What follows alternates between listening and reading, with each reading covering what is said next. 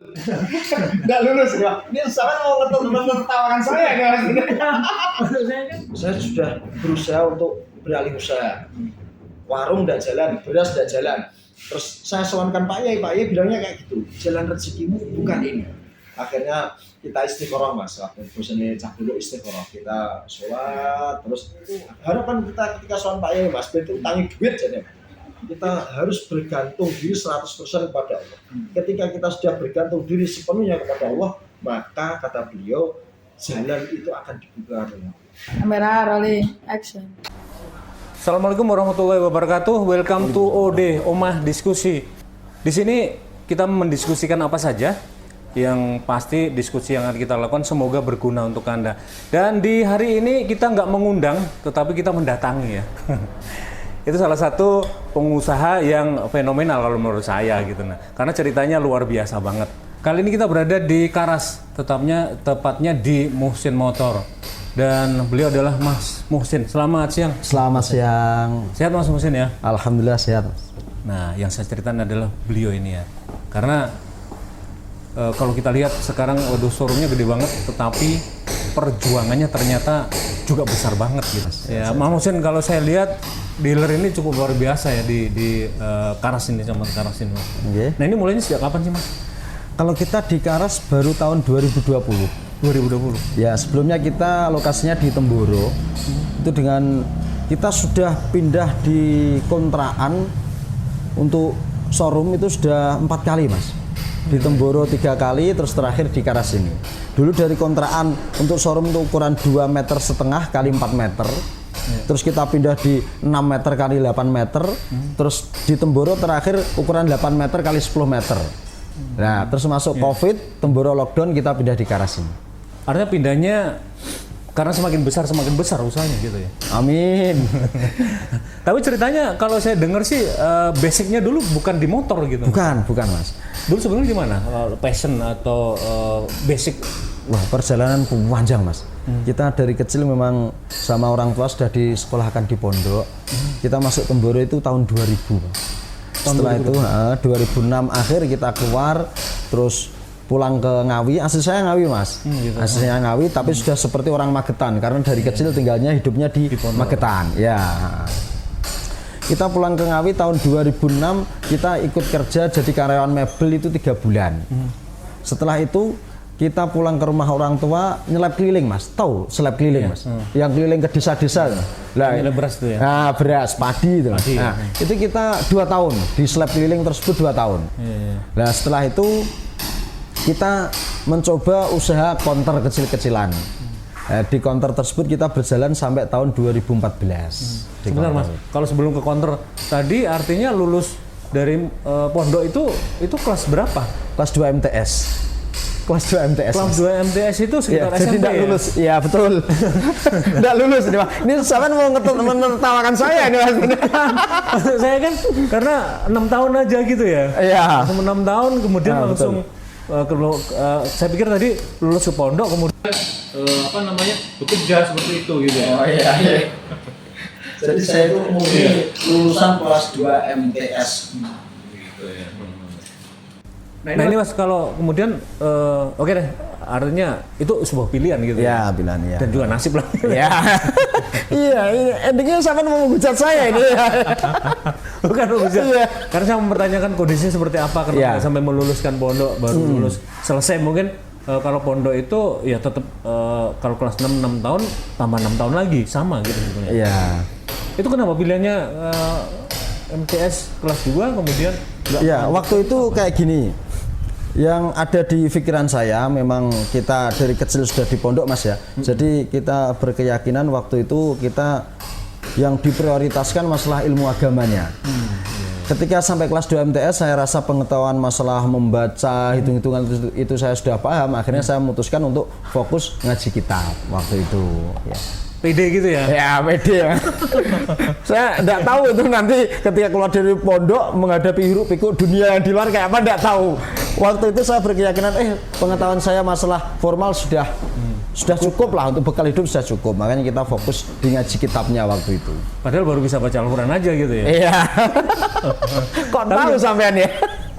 Tapi yang pasti kan penting untuk memahami agama Ya. itu ternyata penting banget. Penting, penting. Nah Mas, oke kita lanjut ke bagaimana jenengan kemudian akhirnya berkecimpung di dunia apa namanya gadget, HP dan sebagainya.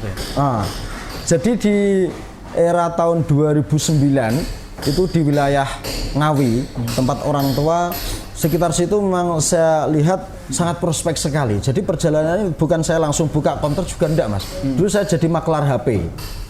Kita kan anak muda sering nongkrong di warung, terus ada teman sambat, oh HP ku rusak ini atau pertambahan yang di. Nah, kebetulan banyak teman saya waktu itu yang dia punya usaha counter.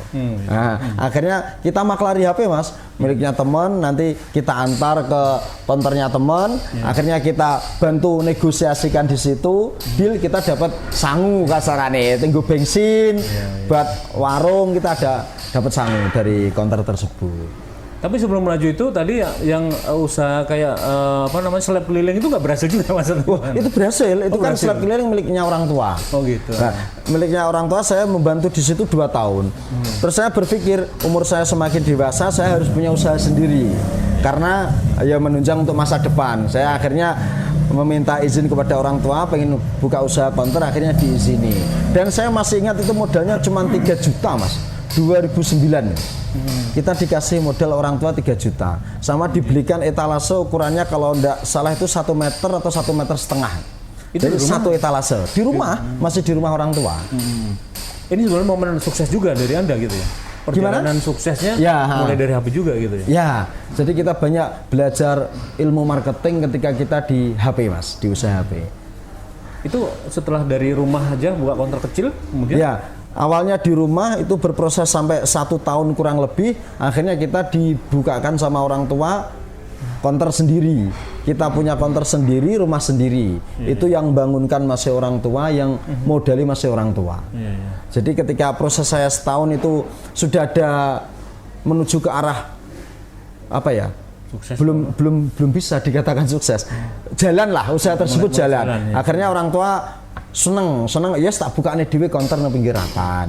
Akhirnya kita dibukakan counter di pinggir jalan, dikasih bangunan, dibikinkan bangunan, dan itu berjalan sampai tahun 2014. Dan proses di counter tuh panjang Mas, berliku-liku di situ. Akhirnya kita banyak belajar ilmu marketing di counter tersebut. Di situ kita banyak kenal relasi teman-teman pengusaha itu di situ. Jaringan di situ ya. Ya. Nah itu setelah perkembangan dari counter, oke buka counter. Ya. Artinya perkembangan seperti apa? Suksesnya seperti apa sih di counter kayak gitu? Ya, dulu kita berangkat dari modal 3 juta, terus kita sampai dibikinkan counter sendiri di pinggir jalan tersebut, itu perkembangan counter semakin bagus, semakin meningkat, semakin besar. Akhirnya waktu itu kita belum jualan HP baru Mas, masih HP-nya HP second. Gitu. HP second sama aksesoris sama pulsa. Nah, ketika kita berjalan di tempat yang di pinggir jalan tadi, sekitar 1 tahunan berjalan di situ, akhirnya kita memberanikan diri untuk buka HP baru. Kita punya dagangan HP baru. Dan HP baru waktu itu era tersebut itu masih ada cash tempo Mas. Jadi misalnya kita order 10 juta, nanti bayarnya cuma 5 juta, yang 5 juta nanti bulan depan. Nah, akhirnya kita kerjasama dengan teman-teman kita yang dia itu sudah termasuk agen lah, agen di wilayah Karisden Madiun. Kita ambil barang ke tempatnya beliau. Gitu. Itu prosesnya berjalan terus sampai penjualan HP baru kita itu juga bagus. Akhirnya dengan proses tersebut kita memberanikan diri untuk nego langsung ke distributor Jawa Timur. Nah, ketika itu kita dikasih barang tapi dengan syarat ketentuan yang macam-macam yang akhirnya kita penuhi juga. Terus saya berpikir kalau saya apa ya ngebloh ya Pak, ngerti Mas, ngebloh terjun langsung ingin membuat counter, namanya counter dulu Ariel Cell Mas. Ariel Cell. Terinspirasi dengan waktu itu Peter Pan ya. Akhirnya sampai sekarang di Ngawi nama saya dipanggilannya Ariel. Walaupun wajahnya nggak seganteng beliau ya. Untung di sini bukan Ariel motor itu. Oh, bukan. Kalau di sini kita sudah percaya diri dengan kemampuan Nama diri sendiri. sendiri, nama sendiri Mas ya. Ya, karena itu ya, Ya. sudah mulai pede gitu ya. Itu artinya akhirnya berhasil menguasai atau dengan brand tertentu atau gimana? Ya, kita waktu itu pertama kali main HP Cina Mas. HP Cina itu waktu era ramenya HP Cross, Evercross, Advent itu. Lah itu termasuk kita agen terbesar di wilayah Karesidenan Madiun. Waktu itu kita sampai punya 7 sales. Jadi dari situ kita belajar dari kompetitor jual ke counter kecil itu dengan harga sekian, kita bagaimana caranya bisa jual di bawah mereka. Akhirnya kita pelajari, ketemulah yang namanya bahasa pengusaha subsidi silang tersebut. Akhirnya itu kita tekuni, tidak sampai 2 tahun kita jadi agen distributor terbesar Cross tersebut di Karesidenan Madiun. Ya. Akhirnya kawasan Karesidenan Madiun jenengan yang kuasai gitu ya? Ya, waktu itu. Jadi counter wilayah Karesidenan Madiun dulu ambilnya HP Cross, lewatnya kita. Dulu tahun berapa itu Mas? Tahun 2009 berarti 2012-an. 2011 2012 Itu pas kenceng-kencengnya masyarakat lagi demam HP gitu ya? demam HP. Apalagi HP Cina dengan harga yang murah. Harga murah dengan apa ya? Fitur yang sangat komplit waktu itu. Kan beralih dari masa transisi BlackBerry ke Android waktu Android. itu. Karena kenceng-kenceng Android waktu tahun itu gitu. BlackBerry harga masih tinggi, Android turun dengan harga yang lebih murah. Waduh. Artinya berhasil dong dengan usaha penjualan HP dulu gitu. Alhamdulillah waktu itu kita berhasil. Cuman itu memang pentingnya pendidikan. Jadi bagi teman-teman semuanya yang nanti melihat konten ini, kita bisa ambil pelajaran dari pengalaman hidup saya. Ketika pendidikan kita bagus, berarti kalau nanti dikerjakan dalam usaha kita, nanti kontrolnya juga bagus. Dulu waktu saya di pondok kan tidak belajar kontrol usaha itu seperti apa. Kita membuat usaha kita rame itu bisa. Sebenarnya sulit, tapi lebih sulit mempertahankan ketika rame. Jadi fase itu kita bisa membuat konter kita rame. Transaksi HP satu hari bisa sampai 30, 40 itu bisa laku Mas. Tapi karena keteledoran kontrol kita lemah, akhirnya kebobolan juga. Kita sering kena tipu juga. Makanya memang penting, pendidikan formal itu penting. Jangan meniru sekolah saya, tapi tirulah perjuangan dan semangat kerja saya ini. Tapi jangan skip dulu kalau melihat ini ya. Karena beliau ini berhasilnya bukan karena penjualan HP-nya yang tinggi. Karena sekarang udah mesin motor kan. Nah, kita masih panjang perjalanan. Panjang. Ceritanya panjang Mas. Kalau kita bahas 1 minggu belum selesai nih. Tapi akhirnya apa? Ada titik kulminasi bahwa penjualan HP jenengan drop atau apa itu akhirnya meninggalkan? Enggak, akhirnya karena kita sering kena masalah tipu-tipu kayak gitu Mas. Akhirnya kan mental kita kena juga. Akhirnya kita malas. Dalam arti malasnya seperti ini. Kita kerja dari siang sampai malam, pagi sampai malam. Tapi uang tersebut gak ngumpul-ngumpul. Karena profit yang harusnya menjadi hak kita, itu dimakan sama orang-orang yang nipu tadi. Akhirnya semangat kita itu berkurang. Dan tidak boleh dicontoh ini. Jadi, biasanya orang besar itu tidak boleh frustasi atau putus asa apapun yang terjadi dalam kerjaannya. Terus harus semangat, tidak boleh putus asa. Itu setelah itu kalau stuck berhenti dari jualan HP itu tahun berapa tuh Mas? 2014 akhir. 2014 akhir ya. Itu bener-bener collab atau gimana? Ya karena kita sudah malas. Jadi ketika gini, proses yang kita sudah jadi besar waktu itu, besar. Lemahnya kontrol tadi karena pendidikan saya yang kurang dalam segi formalnya tersebut, akhirnya cenderung kontrol kita lemah. Ketika kontrol lemah, akhirnya kan pikiran kita tidak terdidik dengan sebaik teman-teman yang sekolahnya tinggi. Kita semangat kerja itu punya, tapi untuk tidak mudah putus asa waktu itu belum punya kita. Jadi ketika terjadi problem seperti itu di usaha kita harus males. Lah apa gunane ade kerja nek pomo gak ngrasakno badine. Duit bati kudune iki kena tenggo keluarga seneng-seneng tapi uga ade gak nyekel malah tepangan wong liya. Cara mbiyene apa wewe gombel apa-apa Mas tepangan ndruwo apa duit. Karena manajemen kita memang bagus itu ya. Hancur, manajemen kita hancur. Makanya kita ambil pelajaran dari situ. Ketika saya beralih ke motor, itu saya ambil pelajaran di situ Mas. Sistem kontrol kita harus diperkuat. Mas setelah HP Collab 2014 itu kemana? Langsung ke motor atau gimana itu? Enggak, kita langsung sama orang tua Mas, sama orang tua dibilangi. ketika kita sudah kolab itu kita juga masih nanggung hutang yang sangat besar waktu itu. Dibilangin sama orang tua, sebelum proses dibilang itu masih ada proses panjang nanti yang akan kita ceritakan. Intinya itu saya suruh datang ke Mboro lagi. Akhirnya kita ke tempat nyantri dulu. Iya, ke tempat kita sekolah masa kecil itu di Temboro. Di Pondok Pesantren Al-Fatah itu loh Mas. Iya. Nah, di Desa Temboro. Kita akhirnya mengakui bahwa saya cuma baru bisa baca aja tuh. Akhirnya tetap ada namanya apa ya? Getun, kecewa. Itu letaknya di belakang itu betul Mas. Kecewa di belakang. Waktu zaman dulu kita di pondok kita merasa kalau formal kita sudah cukup, ternyata ketika kita jadi orang besar kita memang masih membutuhkan ilmu-ilmu itu masih membutuhkan. Mungkin sampai akhir hayat nama spiritual itu tetap. Oh pasti, pasti. Hari itu baru ngaji lagi tuh mana itu? Ya, memperbaiki iman dan memperbaiki akhlak yang jelas. Karena akhlak kita ketika di Ngawi jadi orang besar kacau Mas itu. Gitu ya. Penting banget nanti. Iya, penting lah. Ya. Siap. Akhirnya gimana? Ketemu dengan Mbah Yainya? Ya, saya datang ke Temboro karena membawa masalah yang sangat besar. Wes pokoknya sangat-sangat besar. Dengan menanggung hutang yang banyak. Dengan posisi kita tidak punya kerjaan, kita akhirnya di Temboro ngontrak juga di tempat yang paling murah di Temboro, paling kecil di Temboro. Waktu itu saya masih ingat kontrakan kita harganya 325.000 Mas, 1 bulan. Itu seberapa kecil? 3 meter kali 5 meter. Aduh, itu seperti sel. Wah, itu lebih parah dari sel itu. 3 meter kali 5 meter itu sudah ada kamar mandi, dapur, tempat tidur, ruang tamu. Ruang tamu ukuran cuma 1 meter. Kalau kita ngobrol lutut sama lutut itu gempetan Mas. Kayak orang jotos-jotosan nih. Saking kecilnya tempat tersebut. Dengan kontrakan yang sangat murah 325.000, kita sering telat Mas. Telat bayar kontrakan. Telat bayar kontrakan. Karena waktu itu nggak ada kerjaan bener. Nggak ada, kemasukan nggak ada.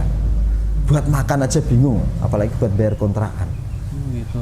Kita nggak ada Tapi niatnya kemasukan. memperdalam dalamnya dulu, kayak gidah atau gimana itu? Iya, kita memperbaiki akhlak lah. Ketika kita masuk di Temboro, kita langsung datang ke Pak Yai, tempatnya Pak Yai, kita sowan, kita ceritakan.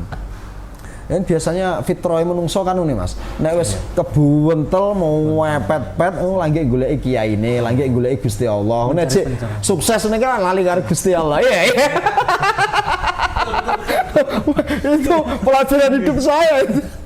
Waktu terang kita lupa pencerahan, Iya. waktu gelap banget nah ini baru Wih, cara malaikatnya yang guyu Mas.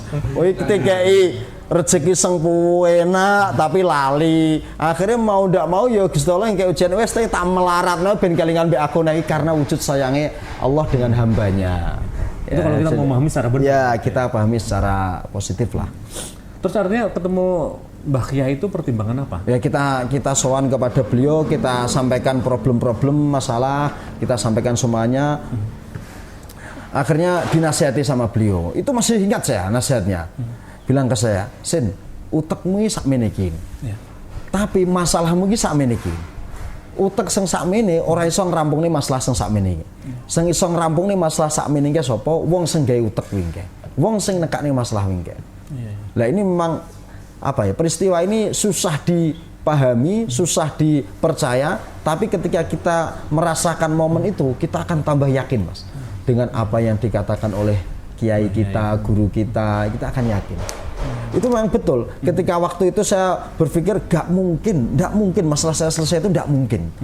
Karena saya nggak ada kemasukan, nggak ada kerjaan, nanggung hutang yang 1M lebih, Mas. 1M lebih itu waktu 2015 itu. Bisa dibayangin. Jadi, wah, parah, sangat parah. 2015.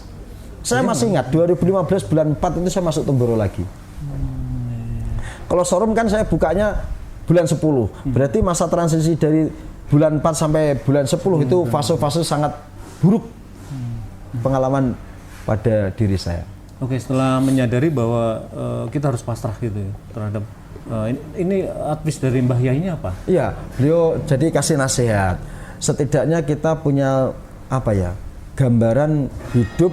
Waktu itu saya dinasihati seperti ini, seperti diceritakan di masalahmu yang segini, otakmu segini. Beliau itu ngasih wawasan ke kita. Jangan kamu pikir orang di dunia ini yang punya masalah cuman kamu saja. Orang yang lebih besar masalahnya daripada kamu itu lebih banyak. sangat banyak, cuman kamu tidak tahu. Jadi beliau itu menasihati kita supaya gimana ya? Tetap semangat atau tetap kita nggak boleh putus asa dari rahmat Allah, nggak boleh putus asa. Kita suruh mendekat kepada Allah. Siapa tahu ada barokah atau hikmah yang luar biasa ketika kita mendapatkan ujian ini. Beliau mengatakan gini, ujian itu kalau kecil biasanya nanti hikmahnya juga kecil. Tapi kalau ujian itu besar, nanti barokah dan hikmahnya itu semakin besar juga. Dan itu yang saya alami, Mas. Ketika itu saya berkeyakinan masalah saya tidak mungkin selesai. Dengan pemikiran logika saya tidak punya kerjaan, pengangguran, buat makan aja susah. Apalagi untuk nyaur utang yang 1 M lebih, tidak masuk akal.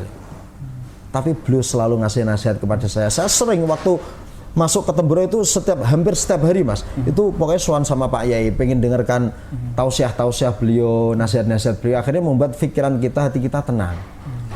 Nah dari situ kita baru bisa melangkah. Ternyata betul ketika kita sudah menjadi pengusaha yang menurut kami sudah besar, kita itu bisa menyelesaikan problem-problem kerjaan ketika pikiran kita itu dingin. Ketika pikiran kita panas, tambah kacau. Ide kita tambah kacau, strategi kita tambah kacau juga. Artinya memang harus dengan tenang, dengan tenang. Kalau bahasa spiritualnya kita tenang itu dengan bimbingan syariat yang benar. Hati dan pikiran tenang itu yang mendatangkan, kalau yang kita yakini, Mas ya, sebagai orang Islam. Sebagai orang Islam kita meyakini ketenangan hati pikiran kita itu hanya Allah yang memberikan. Tapi dulu sempat saya dengar makan cuma satu kali sehari. Betul itu. Sehari 1 kali. Itu. Dari transisi bulan 4 2015 sampai bulan 10 itu kita baru buka showroom dengan modal 7 juta. Nanti kita ceritakan. Itu kita parah, sangat-sangat parah. Makan 1 hari cuma 1 kali. Itu pun kalau ada. Kalau tidak ada, namanya rezeki kan kita tidak tahu, Mas. Kita sering diberikan makanan oleh teman, diajak ke warung. Jadi ada aja 1 hari itu apa yang kita makan itu ada. Malam kita pikir, aduh, besok yang mau saya makan apa ya? Uang sudah habis. Beras tidak ada. Ternyata besok ada orang yang ngantar makanan. Itulah namanya rezeki. Tidak disangka-sangkanya seperti itu. Ada aja, jalan rezekinya ada aja. Kita nggak tahu yang punya rezeki ngasih. Nah, iya, betul. Itu selama 6 bulan seperti gitu, Mas. 6 bulan itu fase sampai kita buka showroom motor bekas ini. Itu masih berkelanjutan, susah kita kan bukan sampai bulan 10 aja. Selama setahun kita dari modal 7 juta buka showroom itu masih sangat-sangat meminimkan pengeluaran waktu itu, Mas. Tapi sebelum itu kan sempat rencana mau buka konter HP juga di... Oh iya. Jadi sebelum kita masa dari bulan 4 sampai bulan 10 kita sudah coba 2 usaha, Mas. Kita buka angkringan, warung malam, Mas, kalau di sini. Kita buka habis maghrib sampai jam 2, jam 3 pagi. Itu kita nyewa 2 tempat untuk tempat tidur dan untuk warung tersebut. Waktu itu saya masih ingat punya uang 25 juta dari hasil penjualan aksesoris konter. Sisa aksesoris konter itu 25 juta. Akhirnya kita gunakan untuk nyewa warung dan tempat tidur di situ. Di situ, Mas, kita buka cuma 2 minggu tok. Itu Temboro juga? Modalnya iya di Temboro, di Temboro di tim utara, di utaranya lapangan Temboro. Sekarang ada gapuranya yang bagus itu ya, di utara itu kan ada ruko yang berjejer di situ. Nah, kita sempat ngontrak di situ. Kita ngontrak di situ, buka angkringan itu dengan apa ya? Modal 1 hari kalau tidak salah 300.000, Mas. Tapi kita dapatnya cuma 30.000, 50.000. Tekor ya? Oh, tekor. Jadi yang kita jual itu makanan mateng yang nggak bisa kita sajikan, kita jual lagi di besoknya. Akhirnya setiap sudah jam 12, jam 1 kita lihat, wah, ini untuk dia mau 30.000, dapat uang cuma 30.000, 50.000. Sisa makanan kan berarti masih banyak, Mas. Akhirnya kita bungkusi karena besok nggak bisa dijual lagi, kita bungkusi, kita kasihkan orang-orang pondok, teman-teman pondok. Itu kita bertahan sampai 2 minggu. Setelah itu modal habis, Mas. Habis akhirnya tutup itu warung tersebut. Jadi unik gitu. Iya. Oh, belum jalannya gitu, Mas. Iya. Sepi, tidak jalan. Modal 300.000 kembalinya 30.000, 50.000. Bertahan cuma 2 minggu langsung bangkrut itu, tutup lagi. Dan saksinya itu masih ada yang sekarang jadi karyawan mesin motor, Mas. Oh gitu. Dulu waktu belum kenal, waktu saya buka angkringan tersebut, ada pemuda yang dia itu suka main motor, Mas, di situ. Nah, itu datang ke warung kami ngopi sambil mainan motor, itu cerita-cerita, terus akhirnya kita kenal. Lah, uniknya pemuda tersebut ketika warung saya sudah tutup ada 3 hari kalau salah, banner di warung saya itu tetel, Mas. Tidak, orangnya masih hidup, jadi karyawan saya sekarang. Nggak tahu di diambil gitu. Diambil entah untuk apa, nggak tahu saya. Wong bangun tidur besok lu banner kalau sudah tidak ada, ternyata pelakunya dia. Oh no, warung sudah bangkrut, bannernya mau Hilang juga. Tapi setelah itu sempat minta advice juga untuk ke Mbah Kiainya, apa yang harus dilakukan gitu? Izin. Nah, setelah itu kita masih mencoba lagi, Mas. Kita masih ada sisa uang yang penjualan aksesoris tadi buat warung dan jalan, kita masih punya sisa uang. Akhirnya kita jualan beras. Kita beli beras dari orang tua saya kan pedagang beras, Mas. Saya beli dari sana misalnya 2 kental, itu nanti saya bawa pulang ke kontrakan Temboro, malam itu saya kipasi, Mas, kita bersihkan, kita timbangi pack 5 kilo, 10 kilo. Akhirnya beras tersebut kita storkan di swalayan, toko-toko yang sekitaran Boro sini. Kita titipkan di situ. Ketika kita langsung minta uang cash, tidak mau mereka, karena mereka sudah punya produk sendiri lah. Nah, akhirnya kita titipkan. Itu kita berjalan sekitar 2 kalau tidak 3 bulan. Akhirnya karena ada problem juga, barang yang titipkan tadi nggak ada, tapi uangnya belum dikasihkan. Wah, pusing lagi kita itu. Akhirnya nggak jalan juga di beras itu. Akhirnya kita nganggur, Mas, nganggur sampai bulan 10 itu nganggur kita. Nganggur, nggak ada kerjaan, wis kelontang, kelantung gak genah. Akhirnya kita terus sowan sama Pak Yai. Hampir setiap hari itu ketemu sama Pak Yai, diberi nasihat. Ora enak ceritane wong zamannya saiki wong mati keluar ini gak enak. Zaman sekarang itu tidak ada namanya orang mati kelaparan, itu tidak ada, kata Pak Yai. Pasti adalah jalan rezeki kamu nanti pasti ada. Saya selalu didem-demi, Mas. Oh, bahasa Indonesia dem-demi, maklum wong SD loh ya. Jadi bahasa Indonesia nggak begitu paham ya, agak dimaklumi. Kita dikasih apa ya? Penyejuk pikiran. Nah, sama beliau nggak boleh mikir sampai sepanong terus akhirnya membuat kita stres sendiri, nggak boleh. Jadi diberi wawasan, nasihat sama beliau, suruh sabar. Sebenarnya kita sudah sangat sabar waktu itu. Usaha 2 kali tidak jalan kita sabar, makan 1 hari sekali kita sabar. Jadi ya pol-polan menurut kita, tapi menurut beliau wujud kurang sabar. Kita nggak usah pikir lagi ya. Makan 1 hari memang bener saat ini orang nggak ada, orang lapar itu nggak ada. Tetapi kalau makan 1 hari disuruh sabar lagi, kita mungkin agak protes mungkin. Iya betul itu. Lah kita itu makan 1 hari cuma 1 kali. Cik kon sabar nih. Sabarnya kok gak oleh mangan sedino. Tapi itulah orang-orang yang dekat dengan Allah, yang kita yakini. Basic kita kan orang pondok, Mas. Kita sangat taat, kita sangat patuh dengan guru kita, dengan kiai kita. Apa yang beliau sampaikan itu pastinya kan untuk kebaikan kita. Tidak mungkin seorang guru nuntun kita, memberi nasihat kita untuk kebaikan kita, kan tidak mungkin. Akhirnya itu mungkin waktu itu mau tidak mau ya, Mas, karena keadaan ya, karena mau tidak mau saya harus patuh dengan Pak Yai. Nyatanya ketika saya dikontrol menjadi orang besar, itu lupa dengan Pak Yai. Nah ini loh, ini jangan sampai nih pengalaman hidup ini jenengan-jenengan yang ada di luar sana ketika besar itu mendapat ridhonya Pak Yai, jangan sampai lupa dengan gurunya. Terus bersilaturahmi, jalin komunikasi dengan gurunya. Karena bagaimanapun dia adalah menuntun hidup kita juga. Betul sekali, Mas. Betul. Itu akhirnya apa? Ada advice nggak dari Mbah Yai? Harus ngapain gitu nah? Wah, karena jual beras bangkrut. Jual angkringan juga. Betul. Akhirnya gini, Mas. Ceritanya saya terus menemukan momen sampai sekarang orangnya juga masih ada, Mas. Ketika saya sudah usaha beras, tidak jalan, angkringan tidak jalan, saya putuskan saya harus buka counter. Karena waktu itu yang saya yakini, ilmu counter saya sedikit banyak sudah menguasai karena dulu pernah berhasil di counter. Saya pengen buka counter di Temboro, tapi problemnya saya tidak punya uang. Nah akhirnya, Mas, kita diskusi, memberanikan diri untuk nego dengan teman-teman yang dulu pernah saya kasih barang, pernah saya titipi barang HP. Akhirnya saya datang ke salah satu teman yang counternya sekarang ada di Barat, Mas. Itu nggak ditanya Mas. Lo dulu kan bos yang ngasih gue barang gitu. Dia sudah tahu kalau saya collab, saya hilang, Gitu tahu. Dia ya? nyari saya setahun collab itu enggak mau nerima tamu, Mas. Jadi teman-teman saya yang dulu di Ngawi, pengusaha-pengusaha nyari saya enggak bisa karena saya memang pengen lepas dari kehidupan Mas Lo, pengen lepas ya. Dia kaget, saya datang itu dia kaget. Akhirnya saya ceritakan semuanya, terus saya minta tolong untuk disupport barang, saya sewakan tempat di Temboro, nanti saya yang jaga, dia yang datangkan barangnya, nanti kita bagi hasil. Karena mungkin waktu itu dia sangat kasihan kepada saya. Enggak terawat Mas saya dulu. Wah, acak-acakan rakaron. Namanya orang stres. Akhirnya beliau itu kasihan sama saya. Ya wes gak apa-apa. Akhirnya mau support barang, kita mau cari melangkah cari kontrakan, kok saya kepikiran waktu itu.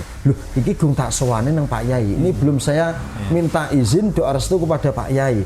Akhirnya saya ndak cari tempat dulu, saya sowan kepada Pak Yai. Saya ceritakan dari pengalaman saya buka warung, terus jualan beras, terus kondisi saat ini seperti ini, saya ceritakan semuanya sampai saya pengen buka konter di Temboro. Lah uniknya Mas, saya setelah penderitaan hidup saya ceritakan ke Pak Yai ini, saya punya wacana karena yang saya yakini saya punya skill, keterampilan di konter itu saya sowankan. Beliau jawabnya, wah istimewa Mas, istimewa sangat-sangat membuat saya susah ini. Dalan rezekimu itu duduk kuwi. Cara bahasa Indonesianya, jalan rezeki kamu itu bukan itu. Ya. Wah, pada itu kita sudah optimis. Saya sudah berusaha untuk beralih usaha. Warung tidak jalan, beras tidak jalan. Kemampuan saya, keterampilan saya, skill saya di konter. Yang saya yakini ketika saya buka konter di Temboro, nanti pasti rame. Terus saya sowankan Pak Yai bilangnya kayak gitu, jalan rezekimu bukan ini. Wah, kita tambah pusing lagi itu. Wis mangan sedina ping pisan gak duwe penghasilan, iki enek kanca sing nulung arep ngekeki barang kene karek adol tok, tapi gak diizini karo Pak Yai. Nah, ini hebatnya di sini. Ketika itu kita sangat gimana ya, manusiawi Mas ya. Kita dongkol, waduh Pak Yai pripun to ya. Tapi tidak kita ungkapkan ke beliau. Kita cuma di hati batin aja bilang, waduh piye to Pak Yai, ki aku njaluk donga restu tok ben entuk penghasilan, ben entuk kerjaan. Ki aku yo cek posisi nanggung utang. Beliau malah tidak merestui, tidak meridhoi kalau saya buka konter. Akhirnya saya tidak bisa tidur itu Mas malam. Waduh, ini saya satu sisi saya sudah ngomong kepada teman dan teman tadi mau membantu saya, tapi satu sisi Pak Yai melarang saya. Akhirnya stres itu, berkecimpung piye. Mau melanggar perintahnya Pak Yai takut kualat, mau ndak diambil progres masalah kita bagi hasil dengan teman tadi buka konter. Kok eman-eman karena saya tidak punya penghasilan juga. Akhirnya kita istikharah Mas, waktu bosnya cah pondok istikharah, kita sholat, terus akhirnya kita berkeyakinan kita taat kepada guru. Akhirnya itu memang berat, keputusan yang sangat berat. Ketika itu saya berpikir ini mungkin jalan rezeki saya harus kembali ke konter lagi. Saya mampu nanti kalau menguasai konter di Temboro itu saya mampu. Dengan skill yang saya yakini waktu itu saya mengetahui semuanya. Kalau konter kan kita jaringan kita luas Mas. Teman konter banyak, terus link-link distributor saya punya semuanya. Saya yakin pasti berhasil waktu itu. Nah ternyata Pak Yai melarang saya, akhirnya mau tidak mau dengan proses tadi kita tetap tidak buka konter, kita manut dengan dawuh Pak Yai, kita sowan lagi, kita minta solusi. Uniknya Pak Yai itu, harapan kita ketika sowan Pak Yai Mas, berarti utangi duit jadi Mas. Kita ceritakan problem-problem kita terus, ya sih ya, tak silih duit saya, ngene anu nek ndedit cicilan. Tapi ndak beliau. Beliau selalu mengarahkan pikiran dan hati saya tawakal. Bosane cah pondok tawakal. Kita harus bergantung diri 100% kepada Allah. Ketika kita sudah bergantung diri sepenuhnya kepada Allah, maka kata beliau jalan itu akan dibukakan oleh Allah. Cara basa pondoke Mas iki tak muni ben koyo wong pondok tenanan. Wa may yattaqillaha yaj'al lahu makhraja wa yarzuquhu min haitsu la yahtasib. Sapa wonge senggantungne kabeh urusane nang Gusti Allah, mongko Gusti Allah bakal gampangno kabeh masalahe. Nek masalah sing gampangne karo Gusti Allah, kuwi dalan rezeki tek tekakne karo Gusti Allah sangka arah sing gak tek sangka-sangka. Itu yang saya alami Mas. Ketika kita dipres sama Pak Yai, kamu harus mendekatkan wiritanmu ijik kurang. Salatmu gung tenanan. Kita dipres terus sama Pak Yai, wiritan salat, wiritan salat, wiritan salat. akhirnya Allah datangkan rezeki memang tidak di counter tersebut. Ternyata ketika kita sudah menggeluti di showroom motor Mas, kita sadar ternyata beliau itu lebih tahu daripada kita. Beliau tidak mau mengungkapkan ketika kita sowan counter, beliau tidak bilang ini bukan dalan rezekimu ini motor, telatanan motor, enggak.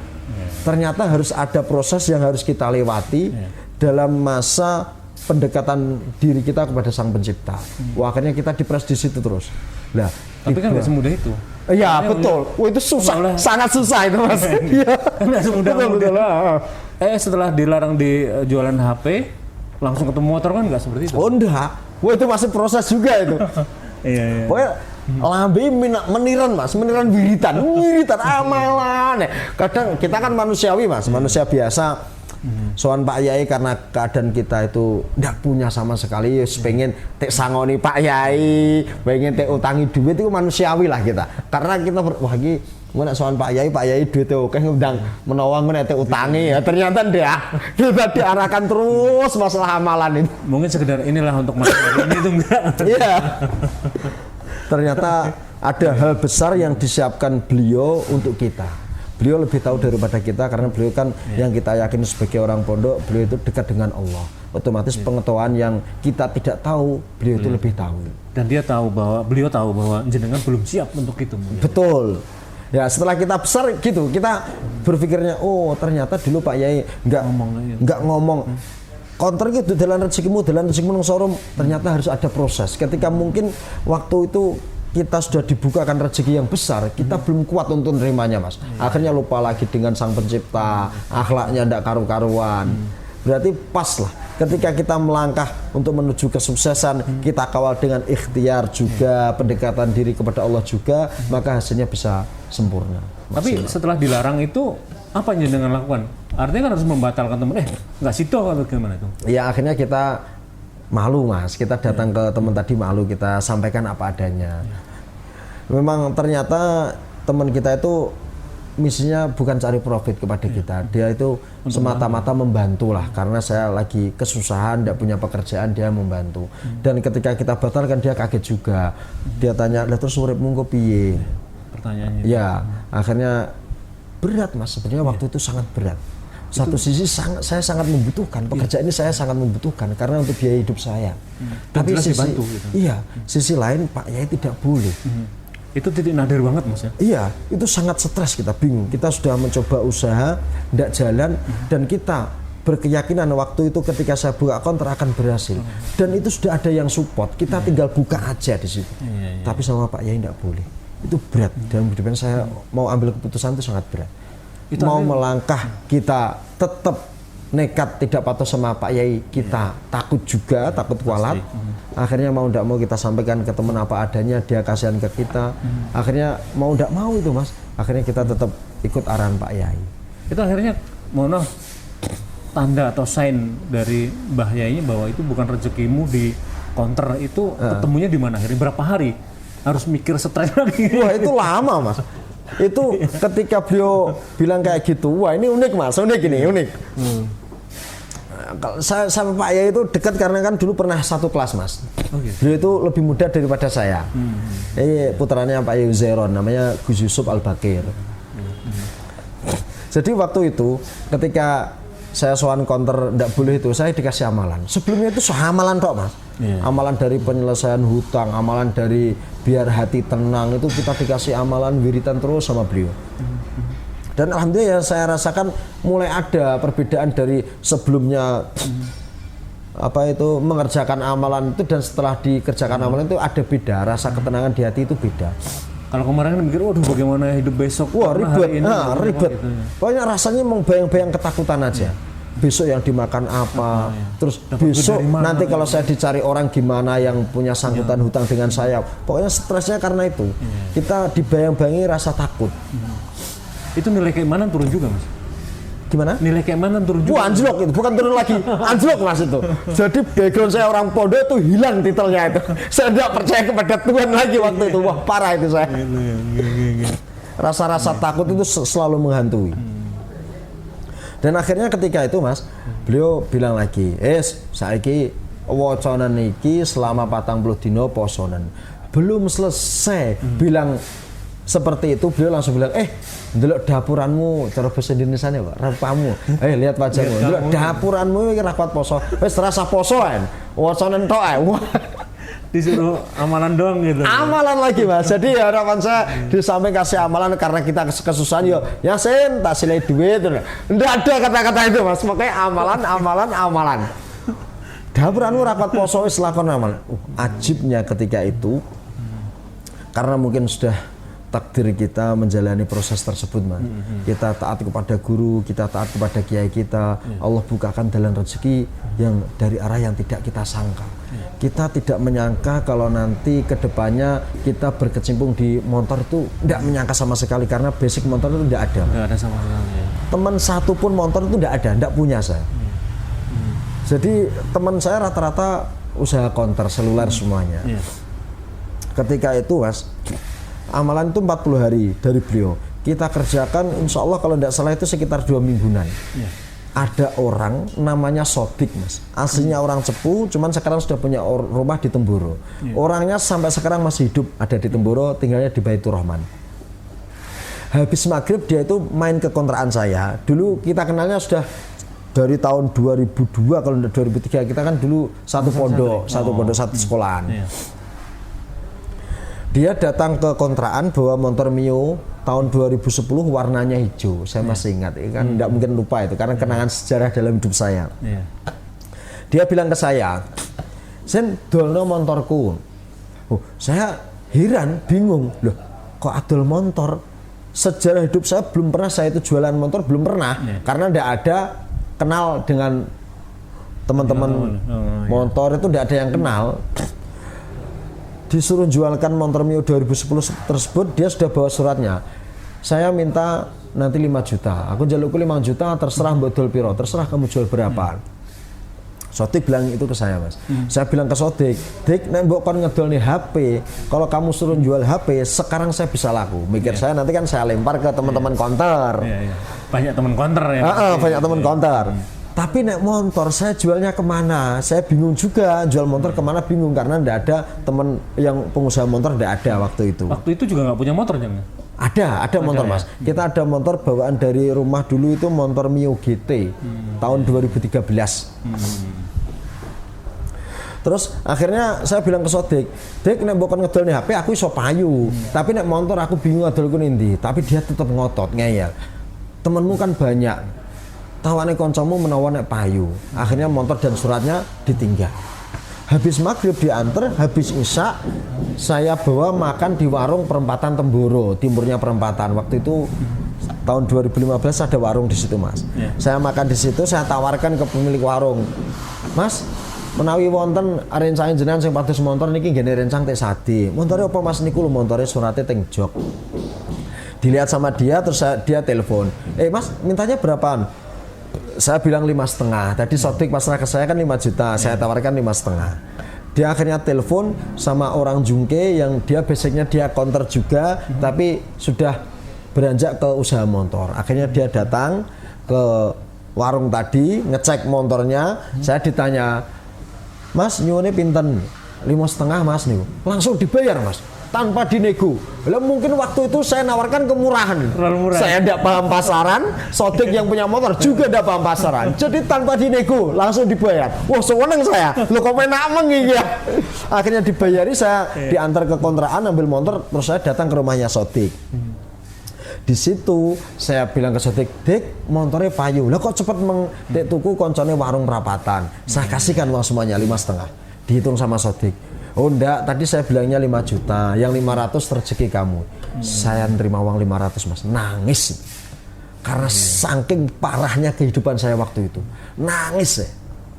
Waktu itu kita sudah mengalami problem makan satu hari cuma 1 kali. Pekerjaan enggak punya, pengangguran pasti.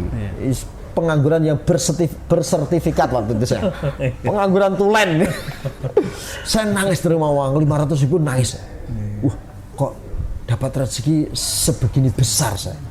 Itu ketika itu saya memang sangat-sangat terpuruk. Bayar kontrakan telat, terus untuk makan itu ndak ada, sering diberikan jajan sama teman-teman. Jadi saya menerima uang 500 sangat-sangat bahagia sedih lah. Tangis saya ini tangis bahagia. Saya sangat senang sampai tidak bisa tidur itu sampai subuh. Terus akhirnya ringkas cerita saya subuh, biasanya saya subuhnya di Masjid Madinah Mas, di Temboro Masjid Madinah. Lah ketika itu saya ada kerentek hati pengen sholat subuh di Masjid Pusat.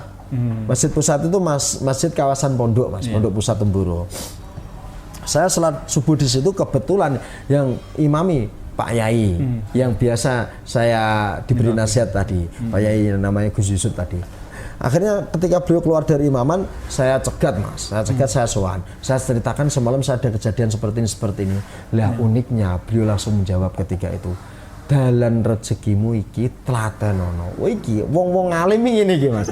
Jadi beliau itu tidak, ketika kita sowan konter nggak langsung diberitahu konter itu dalan rezekimu ini motor, fokus motor enggak. Ketika kita dilarang di konter ya sudah, kita suruh berikhtiar lagi.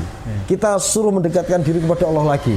Nah, ketika saya diberi masukan oleh beliau, ditunjukkan dalan rezekimu iki tlatenono. Saya juga enggak dikasih kisi-kisi. Kowe kudu nglakoni ngene ndak. Amalane tek kencengno, salate sing tenanan, insyaallah lancar. Ngono tok, Mas. Wah, seneng saya. Wah, iki ternyata dalan, tapi saya janggal. Kalau bahasa kita eskal, Mas. Hati kita itu bertentangan, loh kok motor dalam rezekiku. Wong saya teman motor enggak punya. Permontoran otomotif saya enggak paham sama sekali. Tapi Pak Yai bilangnya aneh lagi, dalam rezekimu iki tlatenono. Wah, akhirnya kita juga seneng bingung itu. Kita pulang ke rumah bingung juga kontraannya. Kok dalam rezekiku ning motor ya? Aku gak paham. Babakan motor ya ora paham. Konco motor siji ya gak duwe. Terus carane tuku motor ki piye, ngeceke piye, kan kita ndak paham sama sekali waktu itu. Akhirnya tetap basic pondok kita itu kembali, kita patuh samina wa ta'ana kepada guru. Akhirnya kita belajar di online. Waktu itu ramenya OLX. Wah, di OLX itu kita belajar harga-harga motor. Padahal kita nggak punya modal itu. Cuman arahan beliau kita bilang jalan rezeki di motor, kita mulai belajar. Jadi belum terfikirkan kok modal iso ngerti, tidak ada pikiran tuh. Tapi dari sini Mas, mohon maaf, saya potong sebentar. Artinya saya yakin sebelumnya di counter HP itu saya yakin uang 500.000 itu kecil gitu. Wah, sangat kecil lah kalau waktu dulu ya. Artinya di sini saya sendiri belajar ya bahwa besar kecilnya rezeki itu tidak dinilai gitu. Betul. Karena uang 500 di saat jenengan terpuruk itu rezeki terbesar dari jenengan gitu ya. Makanya banyak orang yang uangnya itu miliaran tapi dia merasa uangnya itu masih sedikit. Tapi ada orang yang mempunyai uang 100.000 bagi dia sudah berharga. Berarti uang itu bukan apa ya Mas ya? Bukan nilainya ya? Nah, bukan nilainya. Banyak sedikitnya gitu. Kemarman. Kita dapat rezeki berapapun kalau hati kita, pikiran kita ini nerima, marem, ya enak, jalani hidup itu enak. Itu waktu dapat 500 buat apa Mas? Itu rezeki terbesar itu. Iya, rezeki terbesar sejarah hidup saya. Saya dapat uang 500.000 Mas, itu saya baru memberanikan diri beri rokok 1 bungkus LA. Rokok India. Ada nih. Nah, 2015 insya Allah bulan 10 kalau tidak lupa saya beli rokok 1 bungkus ketika dapat rezeki 500.000. Sebelumnya rokoknya utilan Mas. Rokok saya ini sing untuk lo itu rokok. Itu ya ini ya. Itu artinya apa? Mengekspresikan bahwa bersyukurnya waduh ini dapat 500.000 tuh gimana? Ya. Ternyata gini, ketika kita menghadapi kesusahan dalam hidup, selagi kita itu melakukan hal yang pas menurut agama dan keyakinan kita masing-masing. Bagi kita orang Islam patuh dengan gurunya, bagi orang yang di luar sana orang Nasrani patuh dengan gurunya. Terus kita juga berjuang dengan apa yang kita punya, ikhtiar kita kerja tidak putus asa. Itu kita yakin pasti suatu saat akan menemukan jalan yang bagus. Yang penting ikhlas ya. Ya, betul. Artinya oke, kayaknya jalan terang mulai kebaca ya. Iya. Ini ternyata masih panjang Mas. Nanti masuk di showroom itu masih panjang ini Mas ya. Jadi tapi tadi, setelah tadi pertama laku 5.500.000 udah tinggi banget itu. Ini motor kedua ketiganya seperti apa perjalanannya? Apanya? Akhirnya untuk menyambung tadi ya, bahwa oke, saya kayaknya memang di motor gitu. Ini setelah yang jual satu tadi punya temen itu perjalanan seperti apa? Wah itu aneh Mas, itulah ajibnya. Jadi itu pengalaman hidup yang tidak mungkin kita lupakan. Ketika itu entah kita kok punya keyakinan ketika dibilang Pak Yai jalan rezekimu ning motor. Padahal kita tidak ada basic uang sama sekali, modal tidak ada nih. Harusnya kan saya bingung lah, kan aku dodolan motor kan barang besar Mas. Uangnya besar. Yang ketika itu kita yakini kita tidak mampu mau beli motor, tidak mampu makan aja susah mau beli motor. Ini kalau beli dagangan apa? Punya teman tadi kan 5 juta, minimal saya harus punya 5 juta untuk beli satu motor gitu ya.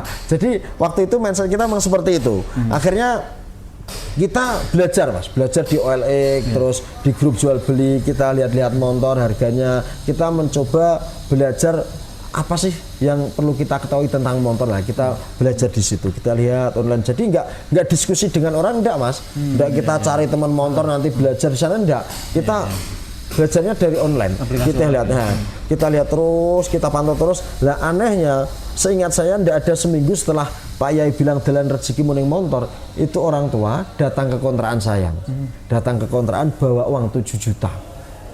Bawa uang 7 juta, beliau berkata kepada saya, pesene pakmu, itu yang datang ibu. Pesannya pakmu, pesannya bapak, uang 7 juta ini suruh belikan mesin es tebu. Karena waktu 2015 yang jualan es tebu di Temboro baru 1 orang dan itu sangat ramai. Itu tertarik orang tua. Beliau berkata seperti itu, pesannya orang tua, pesannya bapak, kamu suruh beli mesin es tebu untuk biaya hidup kamu di Temboro. Akhirnya satu sisi kita dapat uang 7 juta dari orang tua tadi yang memberikan amanah untuk jualan es tebu yang misinya pengen untuk kehidupan kita di Temboro. Satu sisi Pak Yai mengarahkan kita, memberi nasihat kepada kita untuk belajar motor. Akhirnya kita bingung juga. Konflik lagi dong. Wah, korban lagi itu. Jadi sering berbenturan kayak gitu Mas. Masa-masa proses itu luar biasa itu. Akhirnya kita gini ambil kesimpulannya, iki manut wong tua apa manut Pak Yai. Akhirnya kita bisa bijak di situ ketika kita pikiran memang dingin. Kita maksudnya wong tua kontuk es tebu ki apa tujuannya ben apa ki jenenge ada kegiatan yang kita kerjakan dan ada kemasukan yang kita dapatkan. Berarti ketika saya ikut dengan arahan Pak Yai jualan motor, berarti saya tidak mendustai amanah orang tua. Saya gunakan uang tersebut dengan apa yang beliau inginkan. Beliau kan menginginkan saya mempunyai usaha yang bisa mencukupi kebutuhan saya. Nah, akhirnya itu kita temukan persepsi tersebut, saya milih di motor dengan arahan Pak Yai. Intinya uang tersebut saya belikan motor, nanti kan intinya dapat rezeki dari motor tersebut, dapat laba, dapat profit untuk kehidupan saya. Jadi tidak mengecewakan orang tua juga. Akhirnya modal 7 juta tersebut kita awali 2015 bulan 10 sampai sekarang Mas, rekapannya masih ada. Rekapan tulisan manual itu masih ada. Motor apa setelah yang dibeli pertama? Motor Grand, Karisma, Supramati Pajak, itu motor yang harganya 5 juta ke bawah. Oh gitu ya. Sampai sekarang itu kalau mau dilihat bisa Mas. Kita rekap dulu masih dengan pakai kode konter. Kalau konter kan dulu enggak nulis angka, misalnya harga 13.000 kan enggak langsung ditulis 13.000, pakai kode. Ya. Huruf atau apa? Ya, HT, HX, PL kayak gitu. Wah, pakai kode-kode kayak gitu. Jadi saya 2015 bulan 10 nulis pembukuan motor saya itu dengan kode-kode konter Mas ya. Itu kita untung 50.000, 70.000, 100.000 kita kasihkan. Karena pikiran kita ketika itu modal 7 juta ini jangan sampai berkurang. Yang dimakan dalam kehidupan sehari-hari laba tersebut. Berapapun labanya. Berapapun labanya kita terima. Artinya kalau kemarin penjualan seperti apa? Masih dipakai aplikasi itu atau mungkin secara kita beli kemudian dijual langsung ketemu gitu atau gimana Mas? Aplikasi. Kita pakai online karena kita waktu itu belum punya teman motor satu pun belum ada Mas. Jadi kita menggantungkan semuanya dari medsos, dari online. Karena di aplikasi kita nggak perlu kenal gitu. Ya. Kita lihat barangnya gitu. Jadi gitu setiap hari itu saya pantau terus di OLX dan di grup jual beli Mas. Ada motor yang misalnya motor Grand tahun 95. Grand 95 harga ada orang posting 3 juta, 3,5, 4 juta. Yang saya telepon yang harga 3 juta. Yang paling murah saya cari di situ dengan tipe tahun yang sama, saya telepon, barangnya belum laku, saya datang. Itu datang sendiri Mas ya, ke Ponorogo, ke Caruban, ke Ngrambe itu saya datang ke sana. Saya datang ke sana, saya cek motornya. Padahal itu saya enggak mudeng loh ngecek motor. Pokoknya saya coba kok motor tersebut bunyi tumpakannya penak ya wis tak tuku nih. Jadi ngecek motor enggak ada paham sama sekali. Saya pernah dihapusi Mas. Sampai sekarang jadi teman. Jadi waktu proses masih awal-awal saya itu masalah motor mesin itu enggak paham Mas. Itu ada teman yang jual ke saya motor Grand. Waktu itu kan kita belum kenal juga, dia pedagang motor, dia showroom dia. Saya coba kok ngebul Mas, ngerti ngebul? Ngebul ya. Nah, belum keluar asapnya. Padahal 4 tak ya. Oh, Grand motor Grand 4 tak. Keluar asapnya kok buahnya. Saya tanya, "Loh Mas, biasanya kalau tumbas motor Grand mboten ngebul ngoten niki. Kok niki ngebul?" "Oh lah Pak, niku diparingi oli knapote, kersane mungkin mboten kropos." Bodohnya saya percaya juga. Jadi motor ngebul itu ternyata saya pulang, saya cekkan di bengkel itu sekernya itu rusak, tapi dia bilangnya ke saya karena itu sengaja dikasih oli knalpotnya biar nggak karatan. Masuk akal juga ini. Akhirnya saya beli. Wah itu saya bawa pulang, saya tanyakan ke bengkel ternyata ragat mesin. Wah. Jadi itu ya. Iya, ada pengalaman lucu itu juga itu. Artinya untuk bisa berhasil survive di jualan motor pun ada juga kisah sedihnya seperti iya, itu. Ada proses panjang Mas, ceritanya panjang. Saya yakin itu ada lagi yang lebih cerita yang lebih parah lagi. Kita pernah masuk penjara juga 1 hari itu diproses itu Mas, panjang pokoknya. Karena motornya yang beli curian atau gimana? Bukan, gini.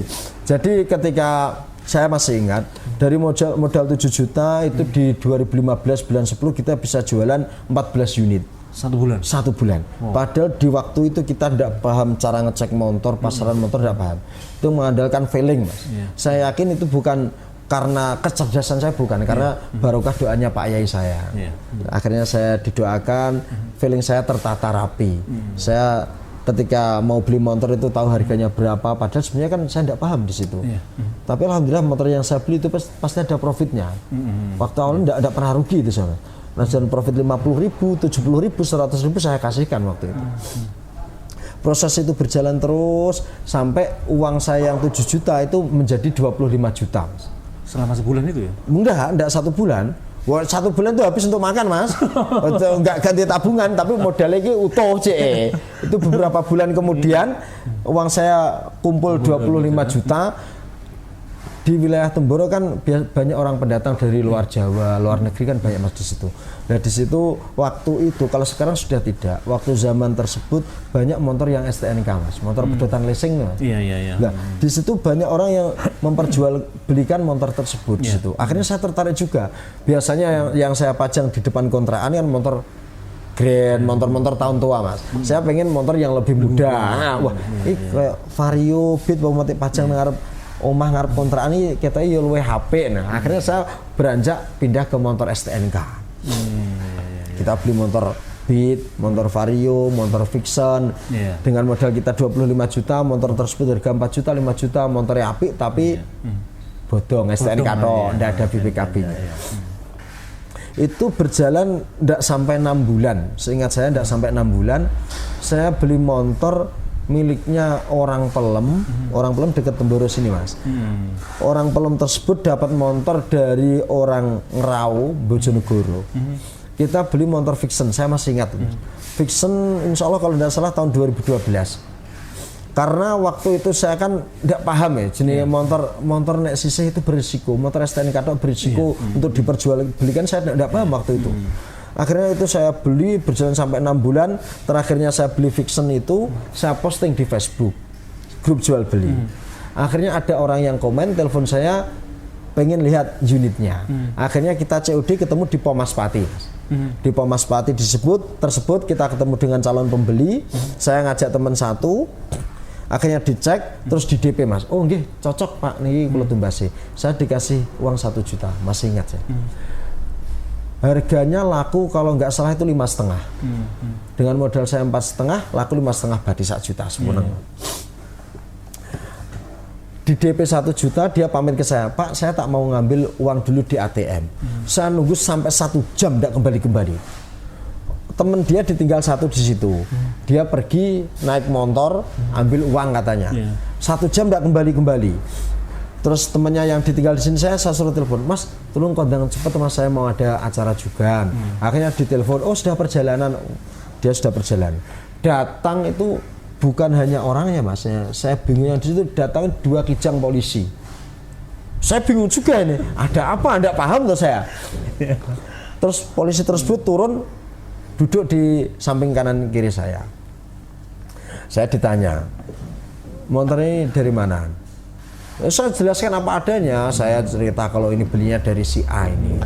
Saya ceritakan apa adanya. Saya masih diintervensi waktu itu. Ditanya-tanya terus akhirnya sampai Pak polisi tersebut meyakini kalau saya bukan pelakunya. Saya masih bingung itu, akhirnya saya tanya, ini ada apa Pak sebenarnya? Akhirnya ditunjukkan LP, ada laporan polisi tersebut kalau motor ini motor curian. Motor yang punya motor ini yang tadi ngecek di sini tadi yang DP 1 juta itu. Dia motornya hilang, dicuri orang, terus laporan di Polsek Kartoharjo. Akhirnya saya ceritakan di situ apa adanya, tetap saya dibawa ke kantor mas, kantor polisi. Di situ saya ditahan 24 jam, tapi bukan di tahanan di ruangan lah, di ruangan. Akhirnya di situ, ya mas, di situ kita ditanya-tanya masalah pendapat motor ini dari mana. Akhirnya saya temukan dengan orang yang saya beli motor tersebut, orang Pelem tadi. Akhirnya ditemukan, dia dibawa ke kantor juga, dia dikorek juga, ternyata dapatnya dari Ngerau tadi. Sampai orang Ngerau tadi ditangkap, ternyata yang nyuri itu orang Madiun juga, orang sekitaran Madiun. Itu ada sekitar dari kasus fiction saya itu seharusnya kalau saya sekarang mas minta penghargaan mas, barokah 1 motor fiction yang dari saya itu terungkap 26 TKP, 26 BB motor yang ditahan. Akhirnya terungkap semuanya, pelakunya 3 orang waktu itu. Akhirnya dari situ pelajarannya apa yang jenengan? Nangis mas, saya ditahan itu nangis. Uang saya yang 25 juta tadi, ada motor fiction yang hasil curian, ternyata diselidiki semuanya, dikembangkan, ada 4 motor yang sudah saya jual, itu juga hasil curian juga. Akhirnya saya ngambil lagi itu di tempat konsumen yang sudah saya berikan, ada orang Temboro, ada orang mana itu Mantren. Akhirnya kita ambil lagi, kita kan rugi mas di situ. Nah, total kerugian saya dari kejadian tersebut, uang 25 juta itu tinggal 12 juta, 13 juta hilang. Nangis saya di situ.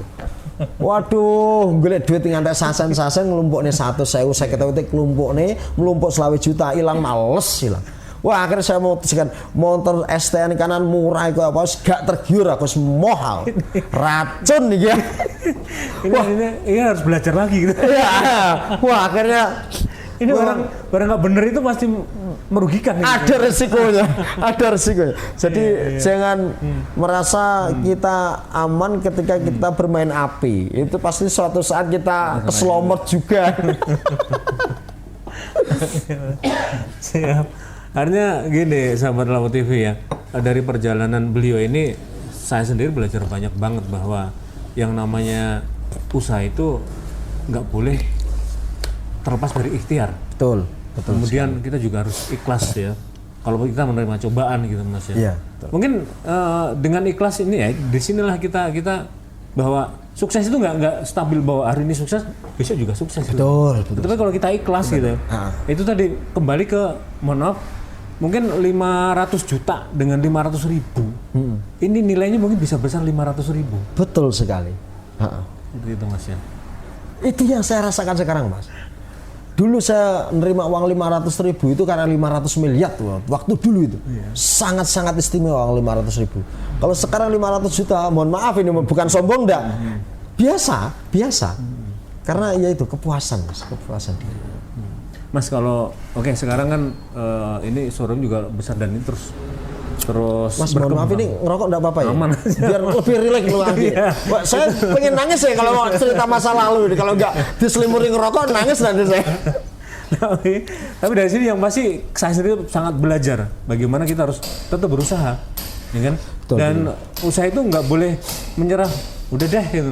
Tapi kita harus mungkin 1 beras collab. angkringan collab. Iya. Kita harus berusaha mencari lagi gitu ya. Apa yang bisa kita lakukan dan mungkin passion kita dan rezeki kita ada di situ. Nah kalau sekarang apa yang jenengan rasakan mungkin dengan kesuksesan yang sudah Anda raih saat ini gitu dengan berhasil dijual beli motor gitu.